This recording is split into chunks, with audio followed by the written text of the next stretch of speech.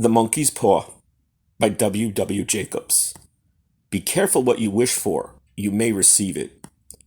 Part 1. Without, the night was cold and wet, but in the small parlor the blinds were drawn and the fire burned brightly. Father and son were at chess.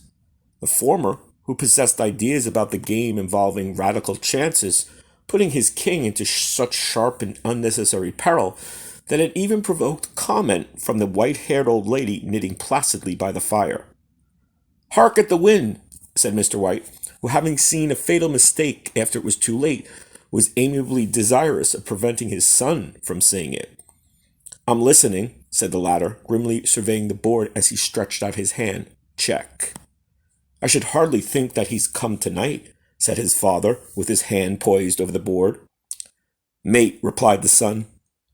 "That's the worst of living so far out," bawled Mr. White with sudden and unlooked-for violence.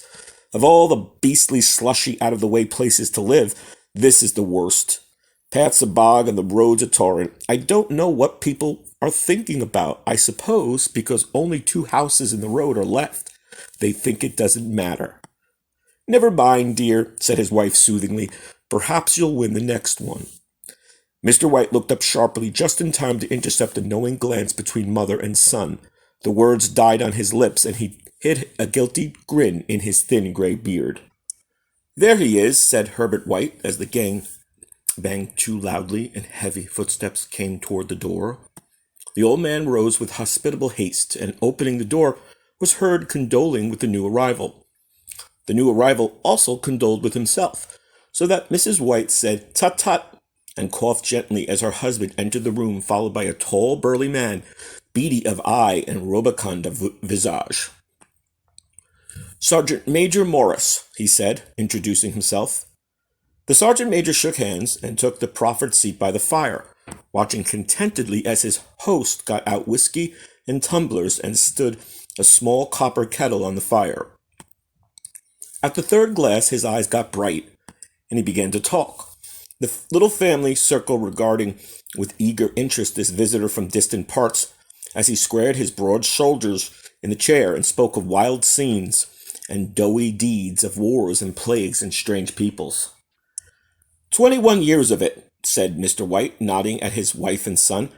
"When he went away he was a slip of a youth in the warehouse. Now look at him." "He don't look to have taken much harm," said Mrs. White politely. "I'd like to go to India myself," said the old man, "just to look around a bit, you know." "Better where you are," said the sergeant major, shaking his head. He put down the empty glass and, sighing softly, shook it again. "I should like to see those old temples and fakirs and jugglers," said the old man. "What was that you started telling me the other day about a monkey's paw or something, Morris?" "Nothing," said the soldier hastily. "Leastways, nothing worth hearing." "Monkey's paw?" said Mrs. White curiously. "Well, it's just a bit of what you might call magic, perhaps," said the sergeant major offhandedly. His 3 listeners leaned forward eagerly. The visitor absent-mindedly put his empty glass to his lips and then set it down again. His host filled it for him once again. "To look at it," said the sergeant major, fumbling in his pocket, "it's just an ordinary little paw, dried to a mummy." He took it out of his pocket and proffered it. Mrs. White drew back with a grimace, but her son, taking it, examined it curiously. "And what is there special about it?" inquired Mr. White, as he took it from his son, and having examined it, placed it upon the table. "It had a spell put on it by an old fakir," said the sergeant major. "A very holy man. He wanted to show that fate rules people's lives, and that those who interfere with it did so at their sorrow. He put a spell on it so that 3 separate men could each have 3 wishes from it." His manners were so impressive that his hearers were conscious that their light laughter had jarred somewhat. "Well, why don't you have 3, sir?" said Herbert White cleverly. The soldier regarded him the way that middle age is wont to regard presumptuous youth. "I have," he said quietly, and his blotchy face whitened. "And did you really have the 3 wishes granted?" asked Mrs. White. "I did," said the sergeant major, and his glass tapped against strong teeth. "And has anybody else wished?" persisted the old lady. "The first man had his 3 wishes, yes, I don't know what the first two were, but the third was for death. That's how I got the paw." His tone was so grave that a hush fell upon the group. "If you've had your 3 wishes, it's no good to you now then, Morris," said the old man at last. "Why do you keep it?" The soldier shook his head. "Fancy, I suppose. I did have some idea of selling it, but I don't think I will. It has caused me enough mischief already. Besides, people won't buy it. They think it's a fairy tale. Some of them, and those who do think anything of it, want to try it first and pay me afterwards." "If you could have another 3 wishes," said the old man, "what would you have?" "I don't know," said the other. "I don't know." He took the paw and dangled it between his forefinger and thumb, and then suddenly threw it upon the fire. White, with a slight cry, stooped down and snatched it up. "Better let it burn," said the soldier solemnly. "If you don't want it, Morris, then give it to me." "I won't. I threw it on the fire. If you keep it, don't blame me for what happens. Pitch it on the fire like a sensible man." The other shook his head and examined his possession closely. "How do you do it?" "Hold it up in your right hand and wish aloud," said the sergeant major, "but I warn you of the consequences." "Sounds like the Arabian Nights," said Mrs. White as she rose and began to set for supper. "Don't you think you might wish for 4 pairs of hands for me?" Her husband drew the talisman from his pocket, and all 3 burst into laughter, as the sergeant major, with a look of alarm on his face, caught him by the arm. "If you must wish," he said gruffly, "wish for something sensible." Mr. White dropped it back in his pocket, motioned his friend to the table. In the business of supper, the talisman was forgotten, and afterward the 3 sat listening in an enthralled fashion to a second installment of the soldier's adventures in India. "If the tale about the monkey's paw is not more truthful than those he has been telling us," said Herbert, as the door closed behind their guest, just in time to catch the last train, "we shan't make much out of it." "Did you give anything for it, father?" inquired Mrs. White, regarding her husband closely. "A trifle," said he. "He didn't want it, but I made him take it, and he pressed me again to throw it away." "Likely," said Herbert, with pretended horror. "Why, we're going to be rich and famous and happy. Wish to be an emperor, father, to begin with, then you can be henpecked." He darted around the table, pursued by the malign Mrs. White, armed with an antimacassar. Mr. White took the paw from his pocket and eyed it dubiously. "I don't know what to wish for, and that's a fact. It seems to me I've got all I want." "If you only clean the house, you'd be quite happy, wouldn't you?" said Herbert, with his hand on his shoulder. "Well, wish for £200. That'll do it." His father smiled shamefacedly at his own credulity, held up the talisman, as his son, with a solemn face somewhat marred by a wink at his mother, sat down and struck a few impressive chords. "I wish for £200, said the old man. A fine crash from the piano greeted his words, interrupted by a shuddering cry from the old man. His wife and son ran toward him. "It moved," he cried, with disgust, at the object as it lay on the floor. "As I wished, it twisted in my hand like a snake." "Well, I don't see the money," said his son, as he picked up, "and I bet I never will." "It must have been your fancy, father," said his wife, regarding him anxiously. He shook his head. "Never mind, though. There's no harm done, but give it a shock all the same." They sat down by the fire again while the 2 men finished their pipes. Outside, the wind was higher than ever, and the old man started nervously at the sound of a door banging upstairs. A silence unusual and depressing settled on all 3, which lasted until the old couple rose to retire for the night.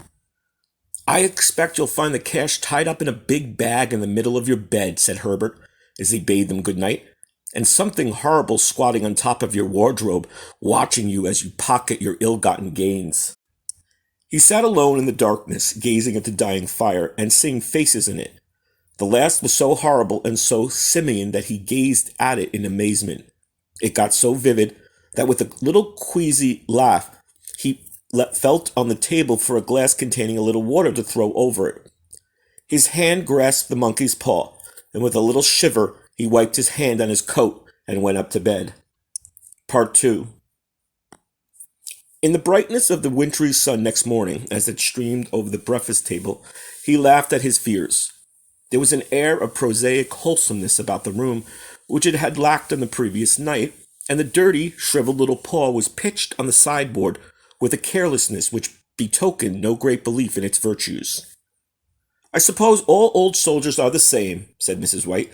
"The idea of our listenings is such nonsense. How could wishes be granted these days? And if they could, how could £200 hurt you, father?" "Might drop on his head from the sky," said the frivolous Herbert. "Morris said the things happen naturally," said his father, "that you might, if you so wished, attribute it to coincidence." "Well, don't break into the money before I come back," said Herbert as he rose from the table. "I'm afraid it'll turn you into a mean, avaricious man, and we shall have to disown you." His mother laughed, and following him to the door, watched him down the road, and returning to the breakfast table, was very happy at the expense of her husband's credulity. All of which did not prevent her from scurrying to the door at the postman's knock, nor prevent her from referring somewhat shortly to retired sergeant majors of his bilbous habits when she found that the post brought a tailor's bill. "Herbert will have some money and more of all his funny remarks, I expect, when he comes home," she said as they sat at dinner. "I dare say," said Mr. White, pouring himself some beer, "but for all that the thing moved in my hand, that I'll swear to." "You thought it did," said the old lady. "I say it did," replied the other. "There was no thought about it. I had just— What's the matter?" His wife made no reply. She was watching the mysterious movements of a man outside who, peering into the house, appeared to be trying to make up his mind to enter. In mental connection with the £200, she noticed that the stranger was well dressed and wore a silk hat of glossy newness. 3 times he paused at the gate and then walked on again. The 4th he stood with his hand upon it, and then with sudden resolution flung it open and walked up the path. Mrs. White at the same moment placed her hands behind her and hurried to unfasten the strings of her apron, put the useful article of apparel beneath the cushion of her chair. She brought the stranger, who seemed ill at ease, into the room. He gazed at her and listened in a preoccupied fashion as the old lady apologized for the appearance of the room and her husband's coat, a garment which he usually reserved for the garden. She then waited as patiently as her sex would permit him to broach his business, but he was at first strangely silent. "I was asked to call," he said at last. "I come from Ma and Megan's." The old lady started. "Is anything the matter? Has anything happened to Herbert? What is it?" Her husband interrupted. There, mother. Sit down and don't jump to conclusions. You've not brought bad news, I'm sure." "I'm sorry," began the visitor. "Is he hurt?" demanded the mother. "Badly hurt," he said quietly, "but he is not in pain." "Oh, thank God," said the old woman. "Thank God for that. She broke off as the sinister meaning of the assurance dawned on her, and she saw the awful confirmation of her fears in the other's averted face. She caught her breath and turned to her slow-witted husband, laid her trembling hand on his. There was a long silence. "He was caught in the machinery," said the visitor. "Caught in the machinery?" repeated Mr. White. "Yes." He sat staring out the window, taking his wife's hand between his own, pressed it as he had been wont to do in their old courting days. "He was the only one left to us," he said, turning to the visitor. "It is hard." The other coughed and, rising, walked slowly to the window. "The firm wishes me to convey their sincere sympathy for your great loss. I beg that you will understand I am only their servant and merely obeying orders." There was no reply. The old woman's face was white. Her eyes stared, and her breath inaudible on the husband's face with a look such as his friend the sergeant might have carried into his first action. "I was to say that Ma and Megan's disclaim all responsibility. They admit no liability at all, but in consideration of your son's services, they wish to present you with a certain sum as compensation."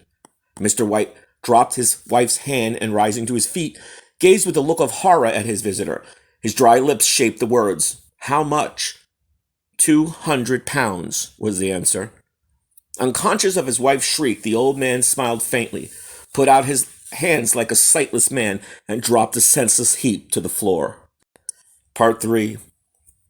In the huge new cemetery 2 miles distant, the old people buried their dead and came back to the house steeped in shadows.